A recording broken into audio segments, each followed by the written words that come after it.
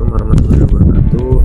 Izin memperkenalkan diri, nama saya Rifki Hidayah dari Universitas Raditya Lampung, Fakultas Ekonomi dan Bisnis Syariah dengan NPM 2451440. Di sini saya ingin menjelaskan sekaligus mempunyai tugas kuliah.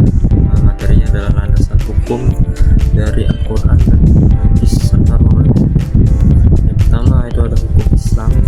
Hukum Islam itu adalah seperangkat aturan yang bersumber dari wahyu Allah Subhanahu wa Ta'ala untuk mengatur kehidupan umat manusia. Sumber hukum utamanya itu adalah Al-Quran dan Hadis.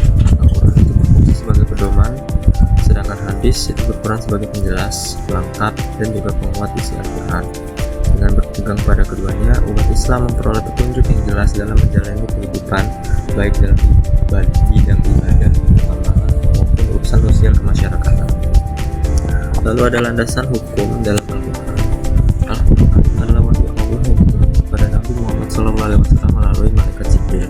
Kitab ini menjadi pedoman hidup umat Islam yang bersifat universal dan berlaku sepanjang masa. Di dalam Al-Quran terdapat aturan tentang ibadah seperti sholat, puasa, zakat, dan haji. Lalu ada hukum muamalah. Hukum muamalah itu seperti jual beli, pernikahan, warisan, dan juga ekonomi. Lalu ada hukum jinayah atau pidana Islam, itu seperti hudud, qisas, dan ta'zir, serta ajaran akhlak yang mengatur hubungan manusia dengan Allah, sesama manusia, dan juga lingkungan sekitarnya. Lalu contoh ayat Al-Quran tentang hukum itu ada banyak ya.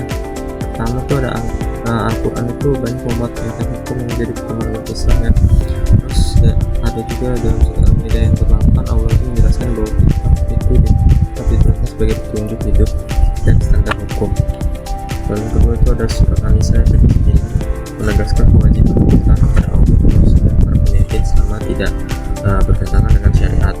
Lalu ada surat Al-Baqarah ayat 183 itu menjelaskan kewajiban berpuasa di bulan Ramadan. Yang terakhir itu ada surat Al-Maidah juga, tapi ayat 38 itu membuat ketentuan hukuman potong tangan bagi pencuri sebagai bagian dari hukum pidana Islam. Lalu ada landasan hukum dalam hadis.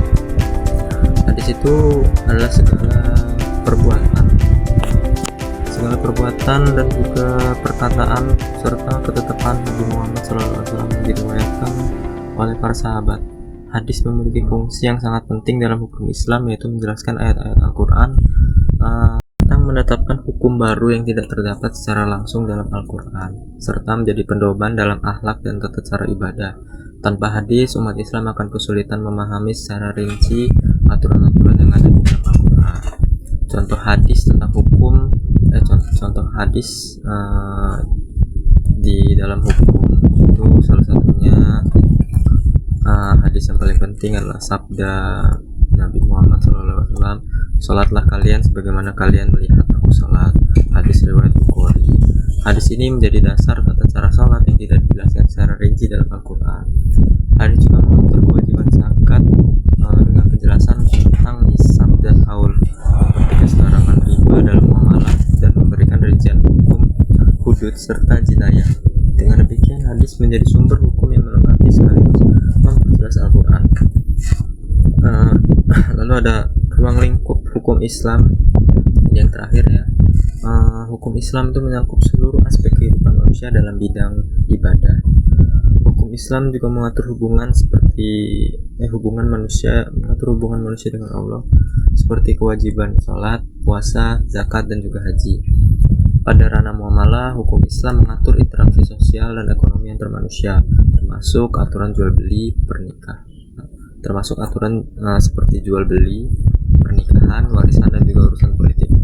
Dalam bidang jinayah, hukum Islam menetapkan aturan pidana yang meliputi hudud atau hukuman yang sudah ditetapkan syariat.